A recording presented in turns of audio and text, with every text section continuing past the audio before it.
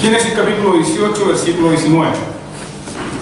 Tenemos lectura de la santa palabra del Señor. Dice así la Escritura: yo lo he elegido para que instruya a sus hijos y a su familia, a fin de que se mantengan en el camino del Señor y pongan en práctica lo que es justo y recto.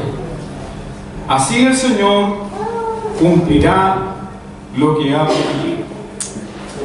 Demos gracias al Señor por su palabra. Luego que incline su rostro y oremos al Señor. Amado Dios, esta es tu palabra. Esta no es la palabra de humano. Esta es tu palabra. Tu palabra, Señor, que formó los cielos y la tierra. La palabra que dio vida en abundancia. La palabra que se hizo carne. La palabra que fue a la cruz y derramó hasta su última gota de sangre por su pueblo. Creemos, Señor, como iglesia, que cuando tu palabra es predicada, oímos tu voz, escuchamos tu voz. Creemos, Señor, que cuando tu palabra es predicada, el ministro más poderoso en predicarla es tu Espíritu Santo. Y por eso rogamos, Señor, porque desde el ministro de la palabra hasta tu iglesia que escucha, todos, Señor, somos incompetentes. Sin embargo, nuestra competencia para oír tu palabra, para escucharla, para recibirla como palabra de Dios, procede de ti, Dios Santo. Por eso te rogamos, Señor, que incline nuestros corazones hacia tu palabra. Que nuestros corazones, Señor, que hoy han llegado duros, fríos, distantes. Muchos de aquí presentes, Señor, están divagando en sus pensamientos. Te rogamos por este momento solemne.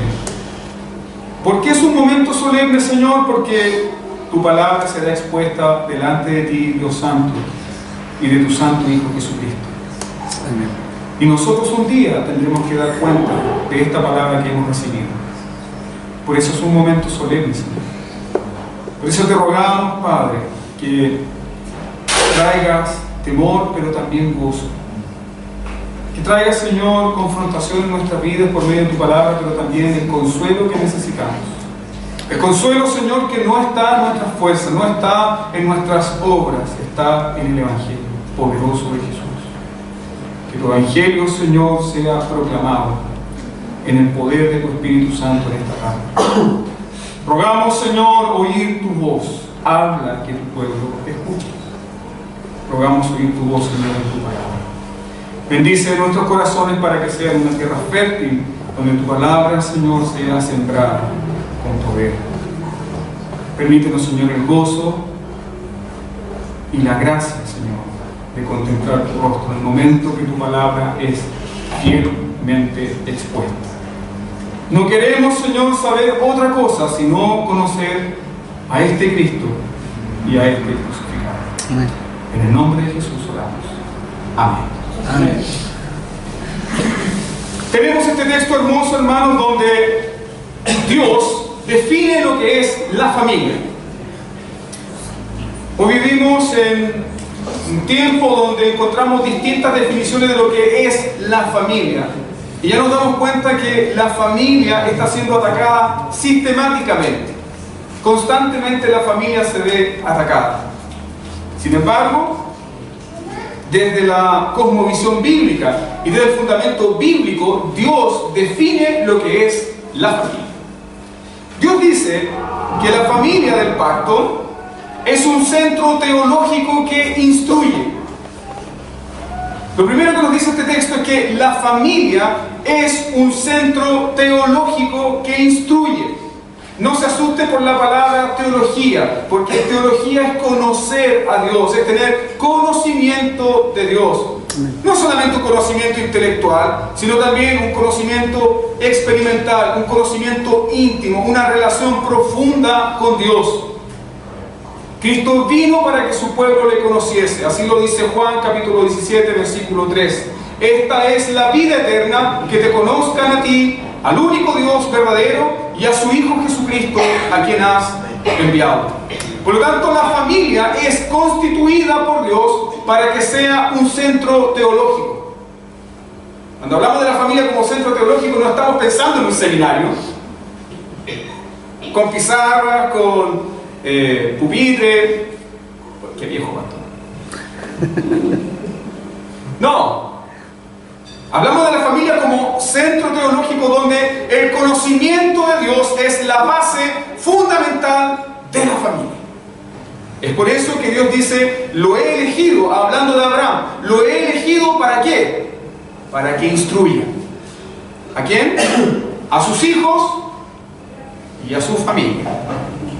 Luego el texto dice, a fin de que se mantengan en el camino del Señor. Lo primero que encontramos en el texto entonces es que la familia es un centro teológico. La familia es el centro donde nosotros conocemos a Dios.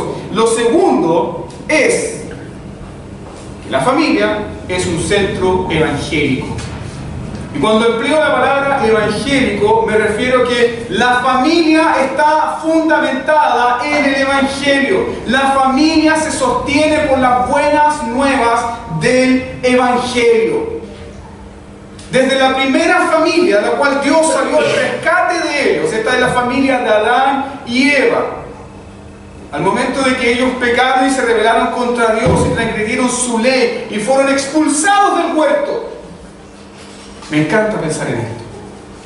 Ellos salieron del huerto, ellos fueron expulsados del huerto, pero no salieron sin nada. Ellos llevaban la promesa del bendito Evangelio. Así que Dios piensa en la familia como un centro teológico donde Dios debe ser conocido, honrado y exaltado, pero también como un centro evangélico.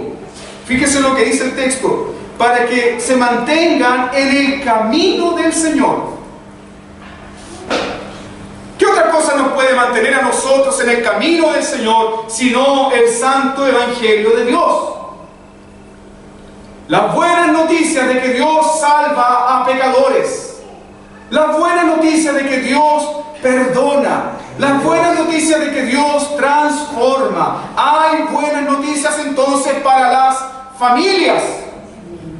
Esas buenas noticias no proceden del bono de marzo.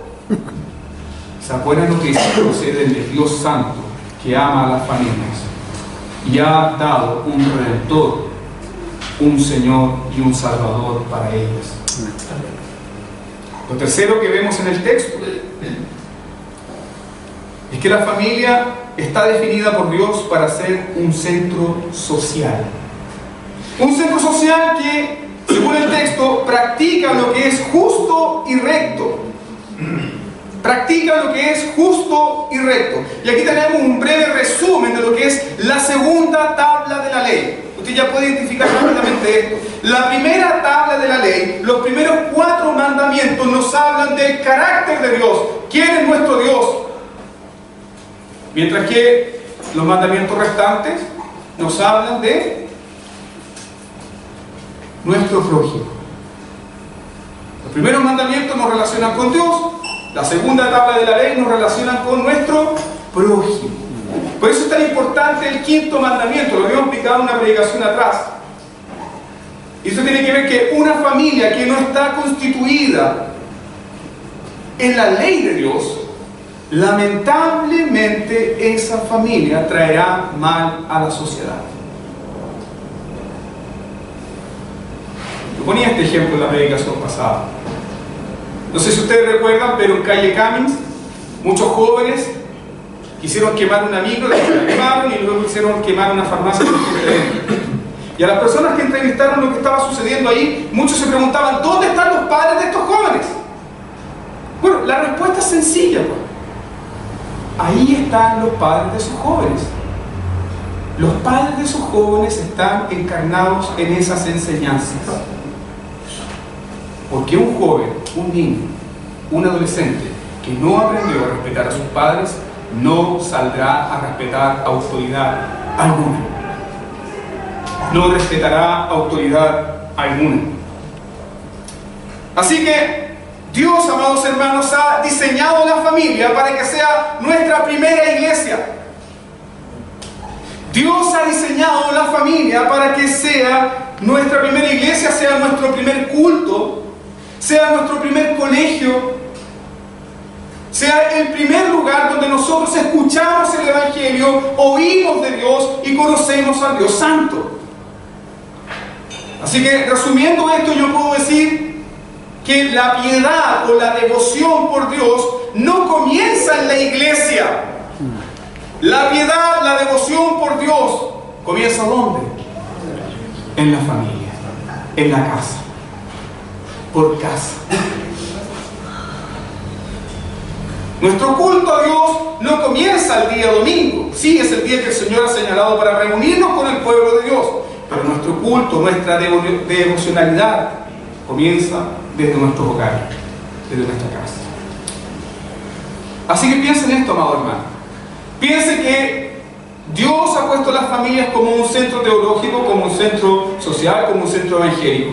Mientras las familias no estén disfrutando del Evangelio, las iglesias no serán sanas. Muchos quieren iglesias santas, sanas, iglesias buenas.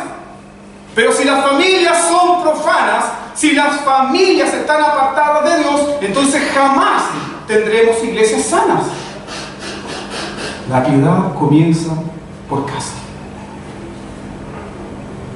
Comienza ahí.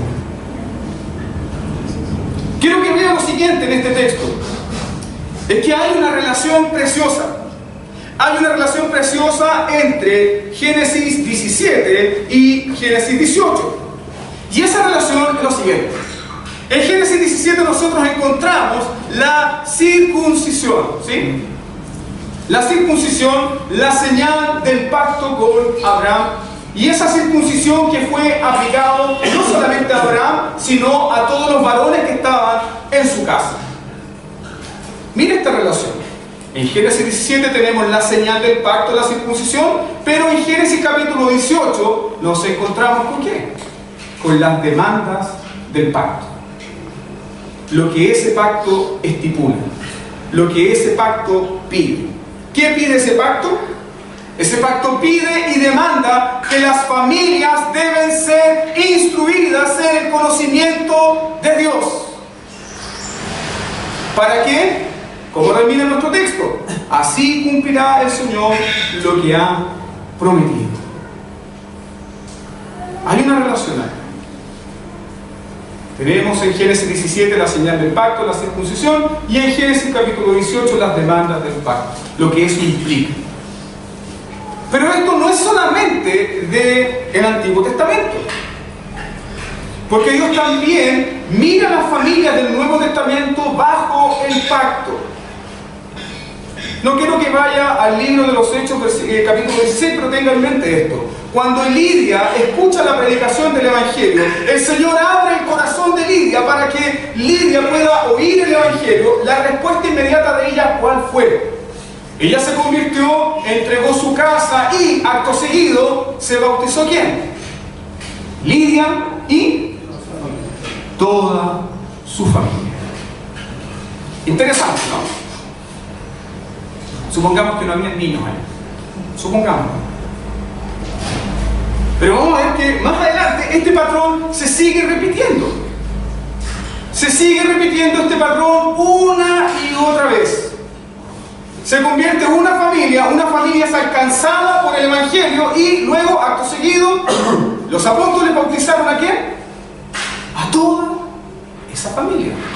De hecho, sucede exactamente lo mismo en Hechos capítulo 16 con la conversión de ¿quién? Con la conversión del carcelero. Creyó el carcelero, recuerden que él preguntó, varones, ¿qué debo hacer para ser salvo? Cree tú y serás salvo tú y tu casa. Y acto seguido, se bautizaron todos los de la casa del carcelero. Entonces piense en esto, amado hermano. Piense que Dios mira a familias bajo el pacto. Y cuando mira a las familias bajo el pacto, eso incluye también ¿a quiénes? A los niños, a los hijos de esa familia, a los niños del pacto. Por lo tanto, si Dios mira a la familia completa bajo el pacto, lo lógico, la consecuencia obvia es que a ellos les pertenece la señal del pacto. Y la señal del pacto en el Nuevo Testamento es el bautismo. Las señales del pacto en el Antiguo Testamento eran la circuncisión y la Pascua. Amén. Ambas señales donde habían derramamiento de sangre. Pero las señales del pacto, los sellos del pacto en el Nuevo Testamento son la Santa Cena y el bautismo. ¿Y por qué no tenemos sangre en estos nuevos sacramentos del Nuevo Testamento? No hay sangre porque la sangre ya fue derramada. La sangre de Cristo ya fue derramada. Así que los hijos de los creyentes están incluidos en el pacto. Y como hijos del pacto, entonces, merecen el sello del pacto. Si los hijos de los creyentes están incluidos en el pacto, ¿quiénes somos nosotros para negarles ese sello? ¿Quiénes somos para excluirlos del pacto? ¿Quiénes somos para decirle a Dios, no, Señor, no te pertenecen? Cuando Dios mismo los reclama como herencia del Señor, son Los hijos. sus hijos. Entonces, los hijos que nacen dentro del pacto merecen la señal del pacto. Solamente por mencionar familias que se repite este mismo patrón: la familia de Cornelio, la familia de Estéfano, la familia de Crispo, la familia de Onesíforo, la familia de Aristóbulo, la familia de Narciso. Nos enseñan que todas estas familias fueron bautizadas. Ahora, supongamos que en ninguna de estas familias había un niño. Es muy extraño. Pero lo vamos a dejar ahí, es un tema para otro sermón. Ahora, es otro. Es pensar en las bendiciones del pacto. El Señor nos dice, herencia del Señor son los hijos. Y luego Cristo mismo le dijo a sus discípulos, dejen los niños venir a mí, porque de ellos es el reino de los cielos. Así que lo que vamos a hacer en esta tarde, amados hermanos, es simplemente obedecer el mandamiento de Dios. Reconocer la autoridad de Cristo sobre la familia y reconocer el derecho que tiene Cristo sobre ¿quién? Sobre los hijos. Hoy vamos a bautizar a dos hijos del pacto. Y estos dos hijos del pacto, llamados Agustín y Martín, les pertenece por gracia las promesas y bendiciones del pacto. Y nosotros como iglesia, que somos testigos de esto, ¿sabe qué estamos confesando? Que nosotros como iglesia tenemos un pacto con Dios. Amén. Que estamos unidos a Dios, a Jesucristo, al Dios Trino, por medio del pacto de gracia. Que tenemos un pacto con Dios y que no tenemos un pacto con la simiente de la serpiente. Qué maravilloso es esto, hermano. Que Dios, en su infinita sabiduría, nos haya dejado este sacramento para señalar a nuestros hijos desde pequeños. Señalar a nuestros hijos desde pequeños, ¿qué cosa? ¿Qué acto más importante? Señalar que nuestros hijos, ¿a quién le pertenecen? A Dios. ¿A Satanás? Son apartados para Dios. Porque Dios los reclama como suyos, míos son. Amén. Por eso bautizamos a nuestros hijos. Ahora, ¿qué significa el bautismo para nuestros hijos? ¿Significa que el bautismo les salva? No. El bautismo no salva. El bautismo no salva a nuestros hijos. El bautismo es la señal y sello del pacto. El bautismo es la señal y sello de la relación pactal.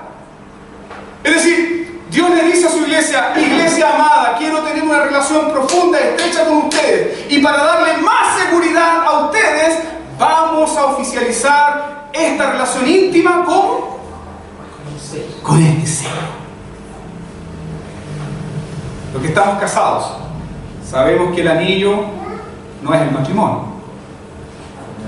Cuando usted se disgusta con su mujer, no le pide disculpas a quién, al anillo. ¿cierto? Sin embargo, es el símbolo ¿de qué? De la unión, del pacto matrimonial. ¿Sí? Entonces, el agua derramada en el bautismo simboliza, amados hermanos, la sangre purificadora de Cristo, en cuya sangre hay perdón y remisión de pecados. El acto del bautismo, el acto de derramar agua sobre un niño, no le lava ni le quita sus pecados, sino que simplemente está declarando que ese niño está bajo pacto y que ha sido apartado para Dios. Y que Dios, en su infinita misericordia y gracia, cumplirá su pacto. Eso es lo que hacemos y eso es lo que queremos como iglesia. Por lo tanto, el bautismo nos está dando una enseñanza práctica, y esa enseñanza práctica es que todos nuestros hijos deben nacer de nuevo. Como iglesia presbiteriana no debemos descansar solamente en predicar y enseñar el bautismo. Debemos predicar y enseñar ¿qué cosa? El nuevo nacimiento. Hay muchos bautizados que hoy en día están lejos de las iglesias. Hay muchos bautizados que hoy en día están lejos del Señor, que nunca conocieron al Señor. Por eso no debemos descansar en dejar de enseñar el nuevo nacimiento, la regeneración, la necesidad ¿de qué? De Cristo. Porque nuestros hijos nacen ¿cómo? Nacen como angelitos. Ese niño hermoso que ve por ahí con mejillas rosaditas, tierno, blanquito, de piel lozana. Usted dice, le faltan las manos. Pero ese niño es un pecador. Ese niño tiene una naturaleza pecaminosa. Amén. El pecado de Adán está en él. Y ese niño está muerto en delito y en pecado. Y ese niño necesita nacer de nuevo. ¿Qué consuelo entonces para nosotros, los padres? ¿Qué consuelo entonces para nosotros, la iglesia del Señor? Que Dios nos dice, tráeme a tus hijos, ponle mi sello del pacto, porque yo voy a actuar con ellos. Amén. Hay un consuelo en esto. Sabemos entonces que el bautismo nos salva, pero no es un símbolo secundario. No es un símbolo sin importancia. No es un sello que debemos pasar por alto. Si bien es cierto, el bautismo nunca será un sustituto de la regeneración ni de la conversión, pero no debemos descuidarlo. No debe descuidar esto. No debemos darle una importancia secundaria. ¿Qué deben hacer los padres que van a bautizar a sus hijos hoy? ¿Conformarse simplemente porque sus hijos ya están bautizados? No. Ni ninguno de los acá presentes, a los cuales ya bautizaron a sus hijos. Usted no puede ir a su casa y decir, bueno, yo ya cumplí, Señor. Ya lo bauticé. Ahora, hazte cargo tú. No. El pacto implica la responsabilidad de los padres. El pacto implica también que los padres no deben descansar hasta que sus hijos conozcan al Señor. No deben descansar, no deben dejar de predicar, no deben dejar de orar, no deben dejar de tener esperanza, porque el Señor es fiel a su pacto. Amén. Ese es el sello y esa es la señal que nos enseña que Dios cumplirá su pacto. Y nosotros debemos confiar en el Señor. ¿Qué demanda el pacto de los niños? ¿Qué es lo que el pacto demanda de nuestros hijos? Primero, demanda obediencia. ¿Cuántos bautizados hay aquí? No, bautizados de pequeño, ¿sí? Bueno, y adultos también. Pero el bautismo exige obediencia. El bautismo demanda obediencia, el bautismo demanda discipulado, el bautismo demanda tomar nuestra cruz y seguir al Señor Jesucristo. La relación de pacto con Dios demanda arrepentimiento y amor a Dios, fe hacia nuestro Señor Jesucristo, pero también demanda un estilo de vida separado y apartado del mundo. Voy a explicar esto, de la manera que se entienda. Pero nosotros como padres debemos enseñarle a nuestros hijos que ellos no pueden llevar sus frentes bautizadas a lugares impíos. No les está permitido a los hijos del pacto unirse a impíos. No les está permitido a los hijos del pacto tener relaciones con impíos. No les está permitido a los hijos del pacto ir a lugares impíos. ¿Por qué? Porque la señal del pacto les recuerda una y otra vez que le pertenecen a quién. A Dios. Son mi pueblo santo. Son mi pueblo apartado. ¿Se da cuenta entonces que el pacto tiene un clamor por los hijos? El pacto es celoso, el Dios del pacto es celoso. Y perfectamente podemos usar Proverbios capítulo 23, versículo 26. Proverbios 23, 26 dice: oye, hijo mío, dame tu corazón, porque de él mana la vida. Así que el pacto reclama el corazón. La existencia religiosa del hombre demanda que nosotros vivamos para Dios. Veo mucho paseo. Si quieren pueden abrir las ventanas si hace calor, no hay problema. Prefiero que abran las ventanas antes que se estén cabeceando y durmiendo. Si usted tiene calor, imagínese yo.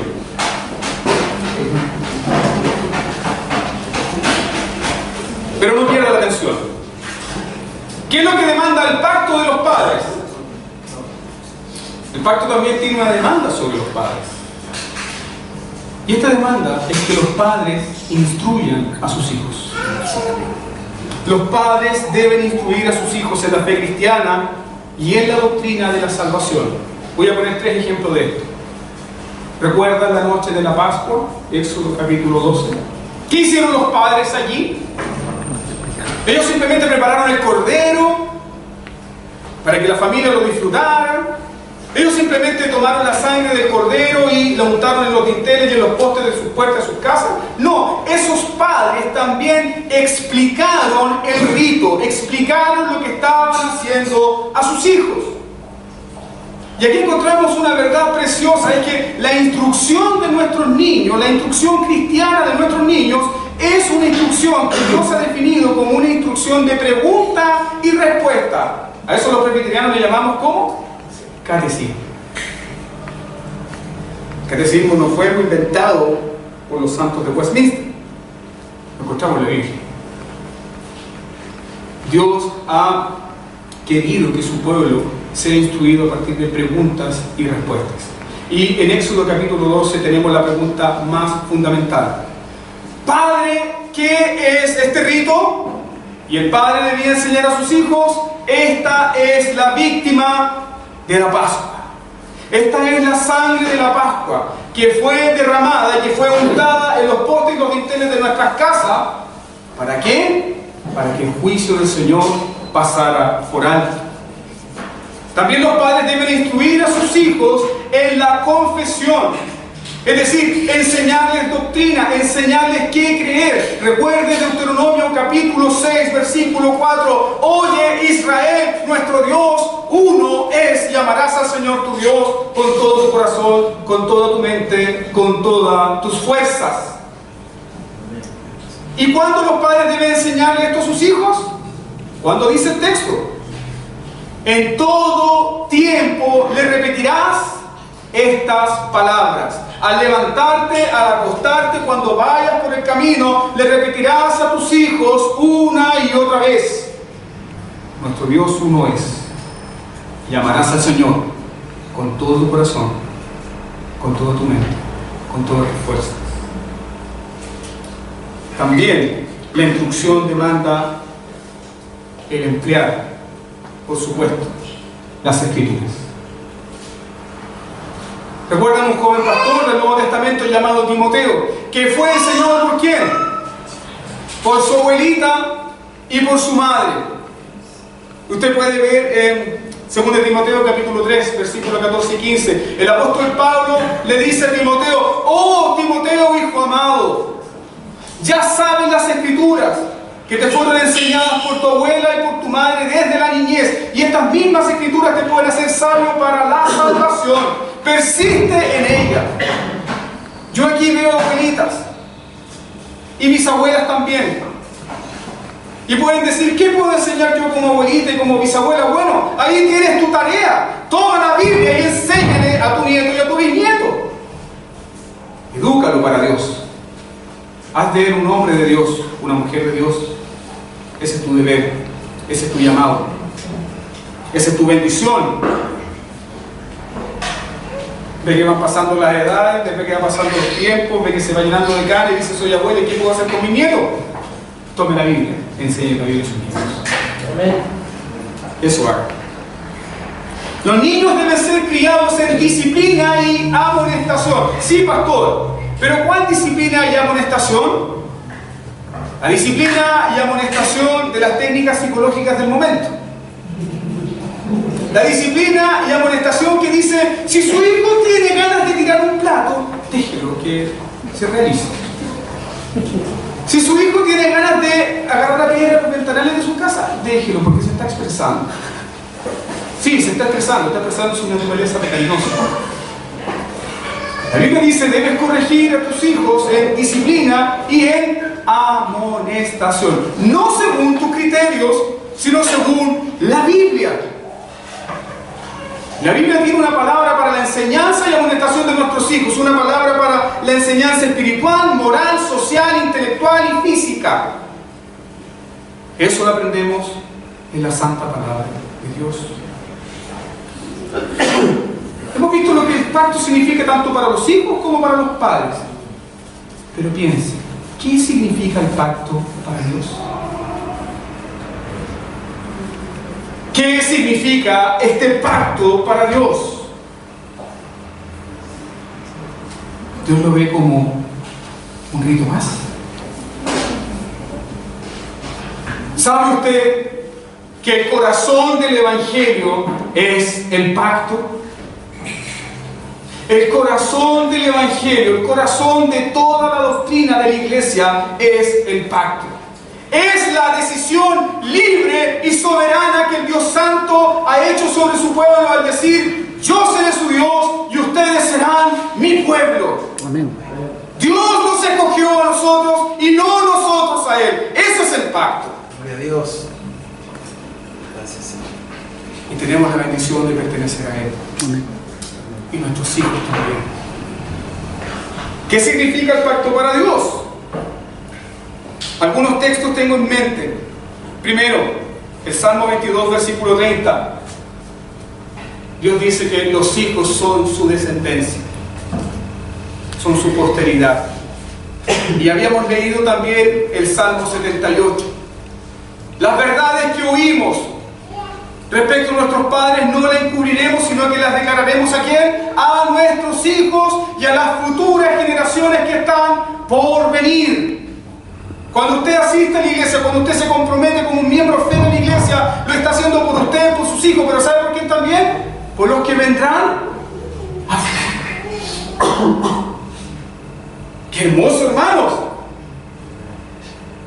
Es hermoso porque Dios, así como le prometió una descendencia a Abraham, Dios también es fiel en levantarnos descendencia a nosotros, hombres y mujeres que amen y teman su nombre. Amén. ¿Sabe por qué? Porque la memoria del justo será bendita, pero el nombre del impío se cubrirá. Dios le llama su herencia en el Salmo 127, versículo 3. Pero para mí la definición más precisa y impactante es la que hace el profeta Isaías, en Isaías capítulo 53, versículo 10. Dice el texto, cuando haya puesto su vida en expiación por el pecado, ¿cuál será la consecuencia? Él verá linaje. Cuando el santo Mesías, está profetizando Isaías, está diciendo, cuando el santo Mesías haya puesto su vida en expiación por el pecado, el fruto de esa expiación será que el santo Mesías verá un linaje. El santo Mesías tendrá un pueblo. El santo Mesías vendrá y verá un linaje, una descendencia. Y esos somos nosotros. Somos su pueblo y son los hijos del pacto. Así que Dios considera a tu hijo como linaje, como su descendencia, y lo reclama suyos. Míos son. Por eso es necesario bautizar a nuestros niños.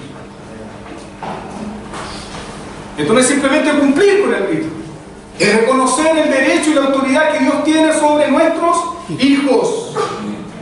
Ellos le pertenecen al Señor. Aún también, escucha esto, aún aquellos que no han sido regenerados, Dios también los reclama como suyos. ¡Wow! No sé si está degustando esto, pero yo veo varias madres que están acá y no están sus hijos. Sin embargo, Dios es fiel a su pacto. Dios es fiel a su pacto. Dios sigue trabajando, amados hermanos. Dios no está atado de manos. El pecado no le puede vencer. Nuestra naturaleza pecaminosa ya fue vencida en la cruz del Calvario. Satanás del mundo.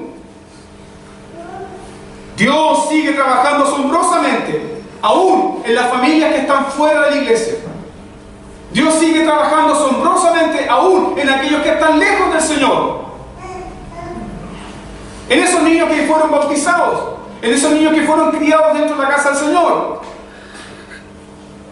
pero que por el descuido de sus padres y por su propia naturaleza pecaminosa se han apartado. Sin embargo, Dios es fiel. Es fiel en su pacto.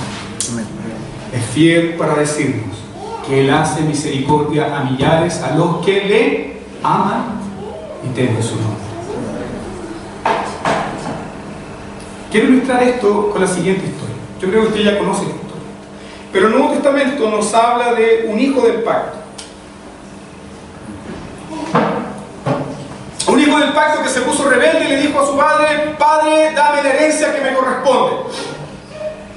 Y este hijo del padre tomó la herencia y se fue a un país lejano. ¿Y sabe lo que hizo con la plata de la herencia? La invirtió, ¿cierto? ¿Qué hizo? Fue y la gastó en beber, en prostitutas, en vicios. Y se fue a un país lejano. Y cuando se gastó todo, ya no tenía qué comer y se vio que estaba al lado de los cerdos. Piensen esto. Un israelita relacionado con las ovejas. Un israelita que no tenía nada que ver con quién, con los cerdos, porque para ellos es un animal inmundo. Ahí estaba este hijo del pacto, en una condición miserable, en una condición deplorable. Sin embargo, piensen esto: ¿qué le hizo a ese hijo del pacto reflexionar? Ese hijo del pacto estaba lejos de la casa de su padre. Ese hijo del pacto estaba lejos de las bendiciones de Dios. Ese hijo del pacto estaba lejos de la protección de su padre, de la palabra. Había una señal en él que le hacía recordar todos los días: tú no perteneces aquí. Este no es tu lugar. Tu lugar no es la inmundicia, tu lugar no es la impiedad, tu lugar no es el sin destino. Tú le perteneces a Dios y al pacto. ¿Qué señal llevaba? La circuncisión. Y Dios obró. ¿Cómo obró? El Espíritu Santo vino a ese hombre y le hizo recordar lo siguiente: ¿cuántos jornaleros hay en la casa de mi padre? Y yo aquí, padeciendo. Iré a la casa de mi padre y le diré: Padre, he pecado contra el cielo y contra ti, no soy digno de ser tu hijo. Hazme como uno de estos jornaleros. Ese era el plan para restaurar, ese era el plan de autosalvación. ¿Ves que siempre nosotros queremos autosalvarnos? Cuando andamos lejos del Señor y cuando volvemos a la iglesia: no me trates, Señor, como un hijo. Quiero sentar allá pasito, no me quiero involucrar en nada. Pastor, no me involucre en nada, porque yo estoy presente. Así que queremos ser bien buenos, bien buenitos, para que Dios nos considere. Eso es paganismo, hermano. Eso es falsedad. Eso es un falso evangelio. Eso es moralismo barato. Dios no actúa así. Dios actúa según su gracia, según su misericordia. Entonces este hombre tiene esa idea de que el padre le va a recibir al decirle, hazme como uno de tus jornaleros. Pero Dios sabe lo que sucedió en la historia. Volvió ese joven. Y el padre corrió para besarlo y abrazarlo, para dar un acto público de que le perdonaba todo. Había actuado el Espíritu Santo. Había actuado el Espíritu Santo. Había actuado eficazmente ¿en qué? En el sello del Padre. Papito, hay gran confianza en lo que Dios puede hacer en nuestros hijos. Amén. Porque Dios es fiel a su palabra. Así que no dejes de orar por tus hijos. No dejes, escúchame bien por favor, no dejes de ungirlos con tus lágrimas todas las noches y reclamarlos para Dios, porque Dios los reclama como suyos. No dejes de orar por ellos. No dejes de bañarlos con tus lágrimas hasta que Dios obre en ellos la regeneración. No descanses. Eso fue lo que sucedió en las iglesias presbiterianas de Escocia. Usted puede estudiar más en esto, hay mucha documentación para entenderlo, pero ellos fueron fieles al catecismo, fueron fieles en educar a sus hijos, fueron fieles en educar en el catecismo, en la enseñanza a sus niños. ¿Y sabe lo que ocurrió? Esos niños, ese pueblo, esa gente, se transformó en terreno fértil por el cual vino el avivamiento. Dios es fiel a su pacto. Dios es fiel a su pueblo. Pero también entonces debemos asumir lo siguiente: que las familias que son fieles al pacto serán una bendición.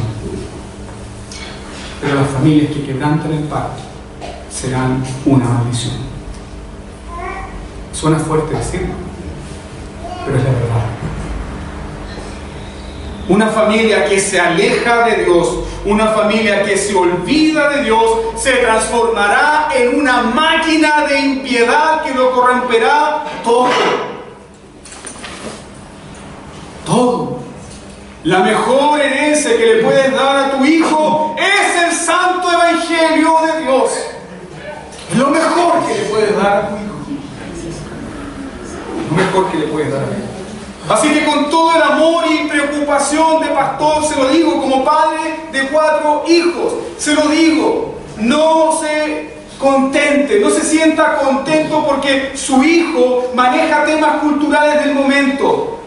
No se sienta contento por eso. Si su hijo maneja los temas culturales del momento o se mueve muy bien en esta época, pero es un completo ignorante de Dios, no se sienta contento por eso. No se sienta contento porque su hijo tiene un título, tiene una profesión, le está yendo bien en su trabajo. No descanse hasta que su hijo conozca a Dios. Eso es el motivo de tu gozo supremo. Y si está lejos tu hijo, no te sientas sin esperanza, porque Dios es fiel a su pacto. El hijo pródigo volvió porque el padre nunca lo perdió. Siempre oró. Él sabía que estaba muerto.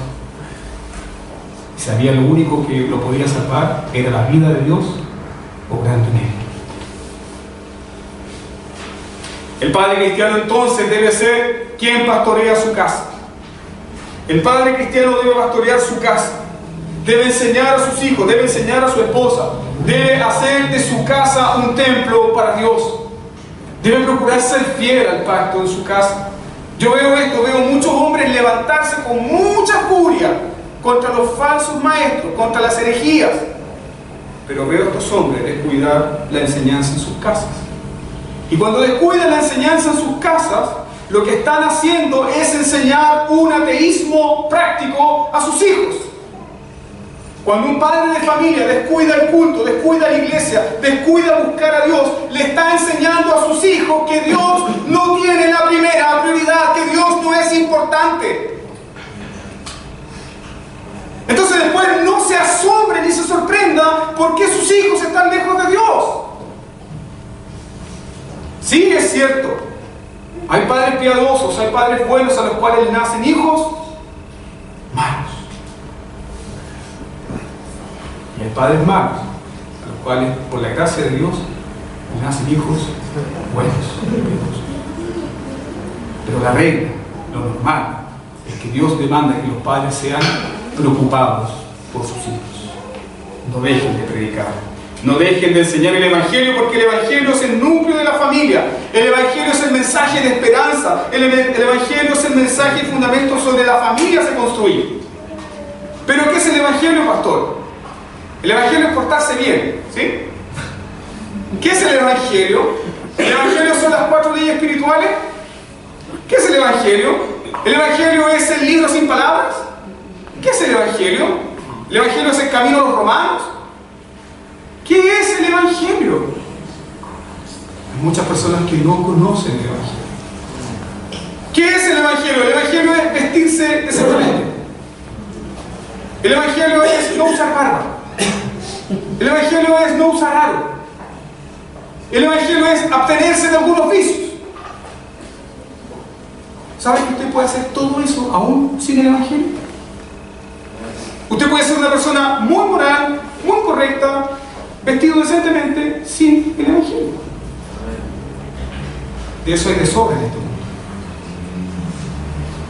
El Evangelio es la noticia, la buena noticia de que Cristo el Señor tomó naturaleza humana, se hizo hombre, cumplió la ley perfectamente, fue a la cruz del Calvario, murió por nuestros pecados, resucitó al tercer día para nuestra justificación y hoy está sentado a la diestra del Padre, reinando con poder y con justicia. Amén. Amén. Gloria a Dios.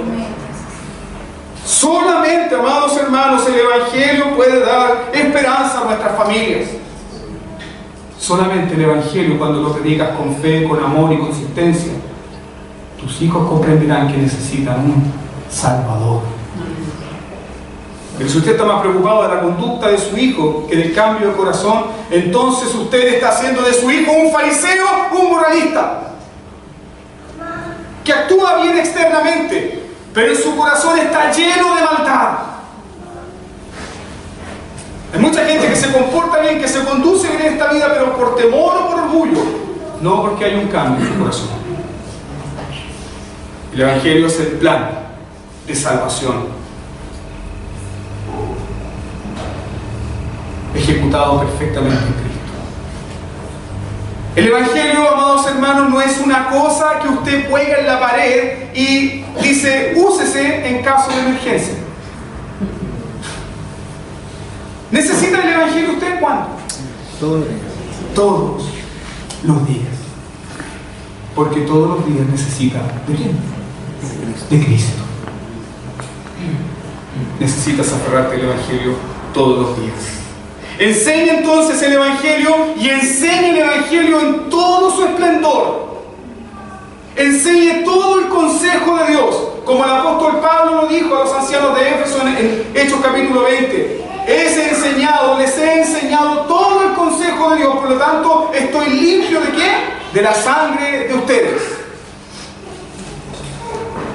Algunos puntos para que usted comprenda cómo puede enseñar el Evangelio en su casa. Enseñe la doctrina a su hijo. No, yo voy a esperar que tenga 18 años para que él entienda la doctrina. Sus hijos son inteligentes, sus hijos están siendo sometidos a mucha información durante el colegio, en las horas del colegio. No cometa el error de pasarle un dibujo de Noé para que lo pinta. Enséñele doctrina, enséñele quién es Dios. No tenga temor de contar su testimonio, no tenga temor de decirle a su hijo, ¿sabes qué? Yo era esto, yo era un drogadicto, yo era un homosexual, yo era alguien perdido, yo era alguien que vivía sin sentido, sin razón, pero Cristo transformó mi vida. No tengas miedo de hablar de doctrina con tu hijo. Enséñele quién es Dios y cómo es Dios. Hable de este Dios santo, el cual se encontró con Isaías. Y cuando Isaías lo vio, dijo, oh, he visto al Rey de Gloria. Y aquí que estoy muerto, porque soy hombre de labios inmundos. ¿Conoce a Charles Spurgeon, el gran predicador? Se va a sorprender de esto. Pero él conoció de los grandes atributos de Dios, ¿sabe de quién? De una cocinera. De una cocinera comprendió los grandes atributos de Dios. Y nosotros pensamos que nuestros hijos no están calificados para entender los atributos de Dios, los atributos comunicables e incomunicables, su justicia, su santidad, su bondad, su misericordia, su gracia, su fe, su independencia.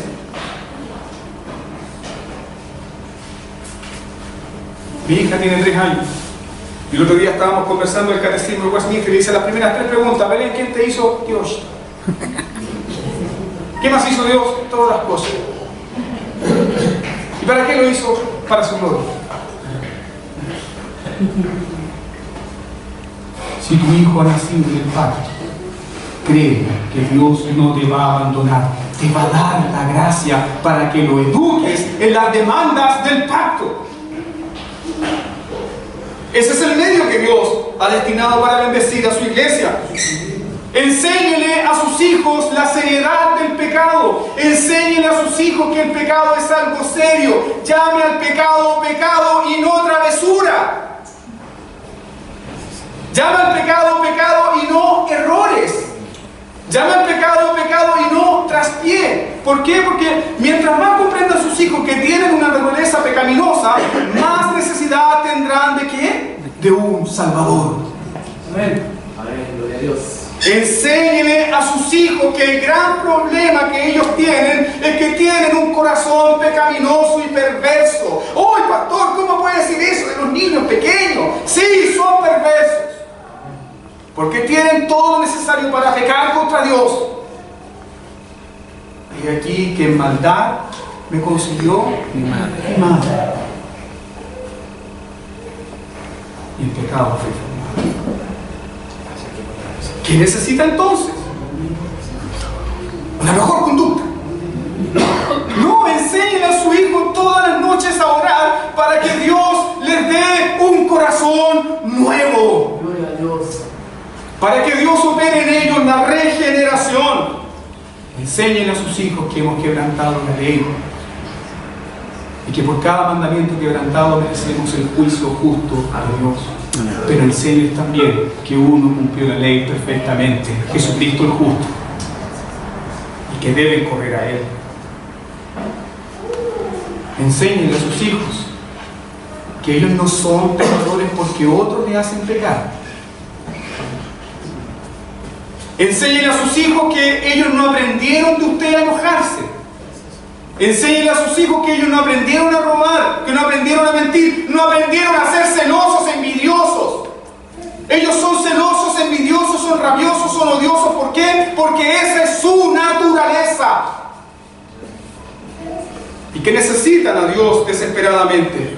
Necesitan nacer de nuevo. Amado hermano, parece ser que esto fuera como un remesón para su vida, pero ¿sabes qué? No pierdas las esperanzas. ¿Sabes por qué? Porque la bondad de Dios es infinita. Amén. Hay más bondad y hay más poder en Dios que maldad en tu hijo.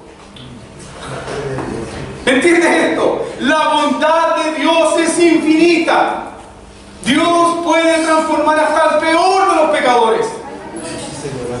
Gloria a Dios. La maldad de los hombres nunca superará el amor de Dios. Amén. Y por eso hay esperanza para nosotros. Por eso hay esperanza para nosotros los padres.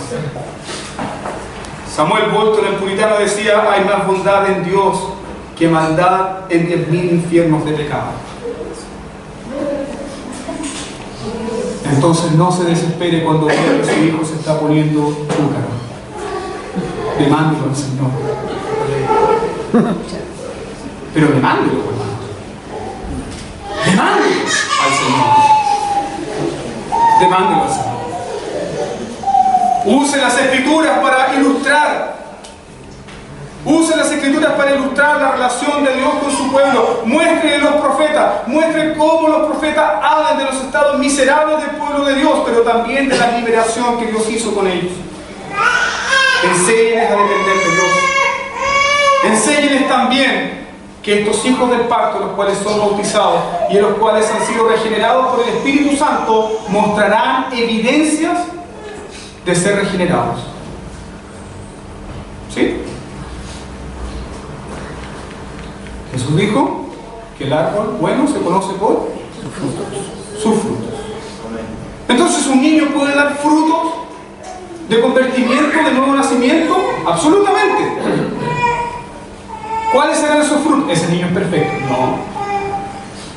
Ese niño ama a Dios. Ese niño quiere estar donde el pueblo de Dios está. Ese niño ama la palabra. Ese niño ama al pueblo de Dios. Ese niño se deleita en la ley de Dios. Enseñan a sus hijos la alegría del cielo y el gozo de la vida eterna.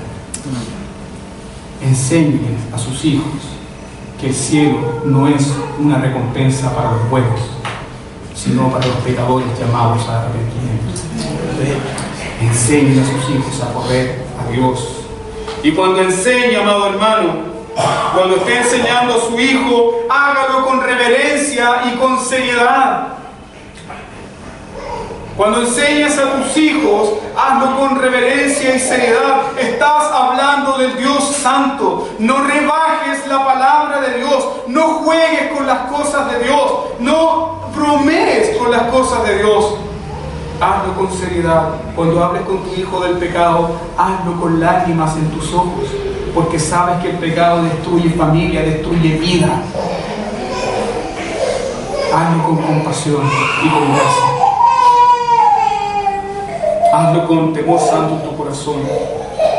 Hazlo pensando que el juicio es real, que el infierno es real y que tus hijos necesitan a Dios urgentemente.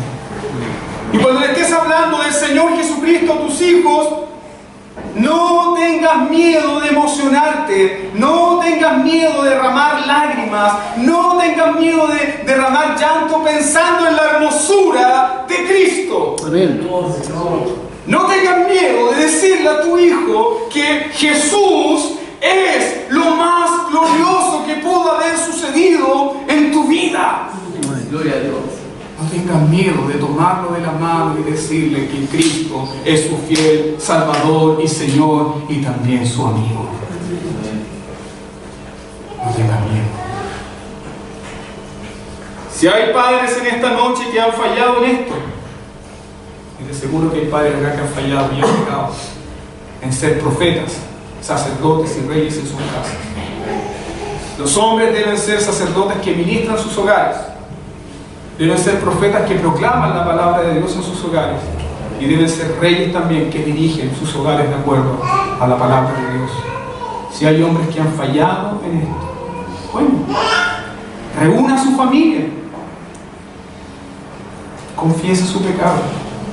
Arrepiéntase. ¿Sabe por qué? Porque el Evangelio también salva a los padres. El Evangelio también nos salva a nosotros. El Evangelio también nos justifica.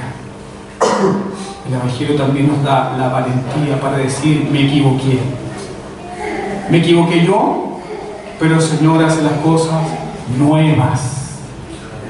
Si alguno está en Cristo, nueva criatura es. Las cosas viejas pasaron, todas son hechas nuevas. ¿Qué le puedo decir a las madres solteras o esposas que caminan solitas sin sus esposos? El Evangelio es tan bendito, tan grande, tan amplio, tan poderoso, que Dios no olvidará su pacto.